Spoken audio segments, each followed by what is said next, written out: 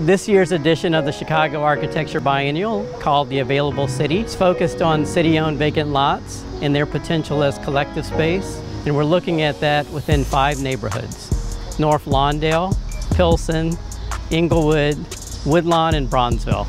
We are coming out of 2020 and all the challenges that both COVID-19 pandemic and civil unrest and how they impacted our community, especially in the south side of Chicago. And we're working with community organizations in each one of those neighborhoods to develop a collective space. And those organizations have been working in collaboration with a designer for the development of their space. We started out in April with the community garden as leverage for the Overton Exchange. Social services, to give away food, to bring in community organizations to really kind of promote the work that they're doing here.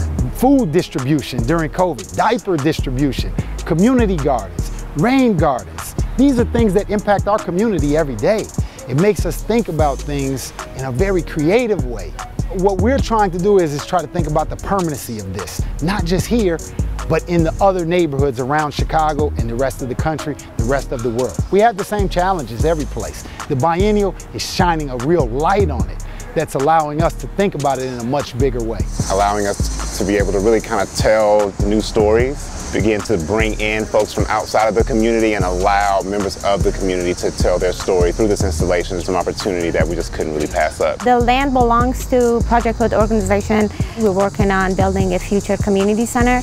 Construction is well underway. We're going to have one area being like a stage and like interactive space. We not only expect for performances and youth programming to happen, but also church services. We really want to like shine light on who's here, who's working, what type of partnerships can come to fruition as the project or community is like coming to life. The exhibition part will become an educational component for people that might not know about the rich history that's already here, in particular the youth.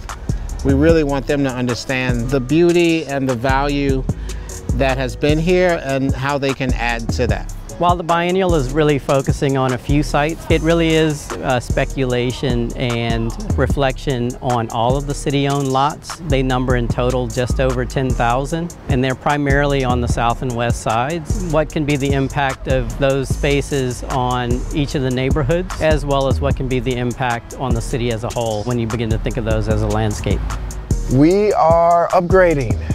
We are revitalizing, we are repurposing this space in a way that fits and serves the community that has been using this space for easily over 30 years. Part of having the lot is just being kind to our neighbors. So if it's something that they would like to see and be a part of, it's a no-brainer. With the youth in the summer program, we created a bunch of different ideas, and from those ideas, we came to a collective decision.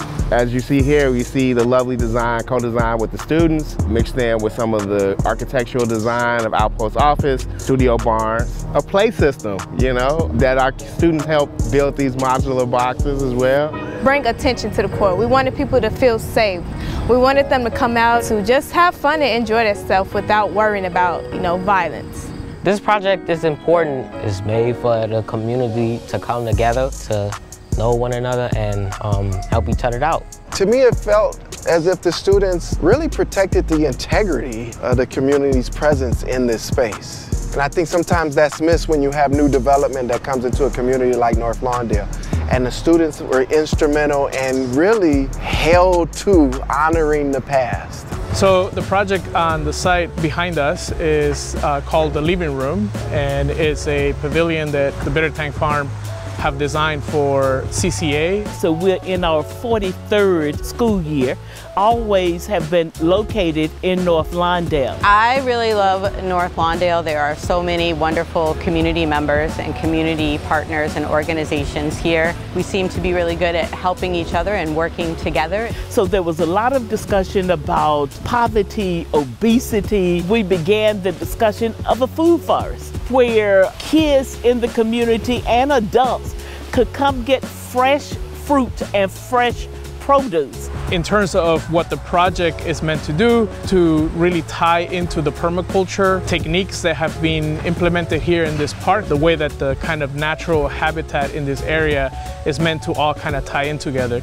We wanted to have a pavilion a space where community could come, artists, students, they could perform, they could be heard, and it also provided for our students hands-on project-based experience so that they can learn the whole nourishing cycle, taking care of the earth taking care of us, and taking care of the community. People have an idea of what a community garden is. When they hear El Paseo Community Garden, they immediately ask what we grow, and we've really grown beyond that. The possibilities of a community garden, of a community managed space are endless. So right now there's just an open lot. We're facilitating a community design process to build out that lot in over 3 years. So this year we have 2 partners and we're hosting 2 installations. One is Studio Obsidiana installation that's made out of concrete that will host a couple of game tables, a grill, and some seating. The second installation we're hosting is by Outpost Office. They are working collaboration with our concept designs and proposal for our site. Really excited because this is really checking a lot of boxes that we already wanted for this area. The ambition for the biennial is a very different one. It really is to begin to demonstrate how the biennial can actually become a participant in the making of the city. The group of residents and stakeholders of North Lawndale came together to restore the Central Park Theater, to bring it back to the glory that it has. The Central Park Theater is 104 years old this year. I tell people, when you look at a vacant lot, you're not looking at a vacant lot, you're looking at people, you're looking at history. So imagine what was there before it happened. That kind of history, no matter the scale, is a part of our fiber and our very being. Oh, this is going to just be awesome. Architect Manuel Hurst is going to come in and help us redesign that parking lot. It's also going to help the community bring back their history. Everybody came from all over the city of Chicago, because this was the place to be. I can remember coming in as a teenager in 66, 68, slipping in, watching movies. And the last movie they played here was The War Wagon with John Wayne. It was a grand time. The way I look at it, a community builds a neighborhood, and a neighborhood builds the city.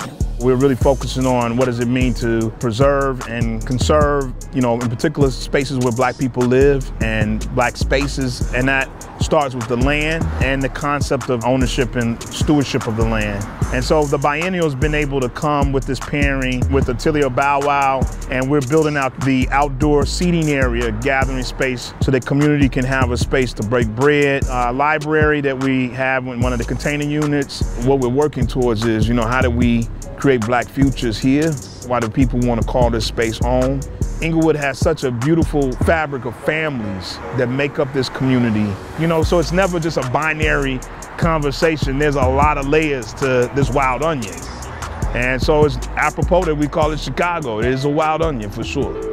If anything, the Available City is about providing a particular set of neighborhoods, those that have the high number of vacant lots, which to me are emblems of their being underserved and under-resourced, providing them with the opportunity to really articulate what they think their neighborhood could be. To be able to bring beauty and intention back to these vacant lots, I'm hoping that, this is the start of a really, really great conversation around different ways to utilize these spaces. But let's be clear, the Available City, it's only existing because of all the racism. The only reason we have all this vacant land, these vacant buildings, is because resources have been continuously extracted from our communities, from our Black and brown communities for decades. So I think bringing that to the forefront of the narrative is very important. With these projects, with these dialogues that are happening from site to site and that are happening globally, if we get it right, it can be a prototype of like how things can be done. When I hear the word available, I want everyone to think that, it's available for them. It doesn't matter if you're this or that, or if you're this color or that color. I feel like it's just for everyone. The Available City project gives the community, and especially me, a chance to tell the world, hey, look at me. Look who I am. Look what I represent. I am Chicago.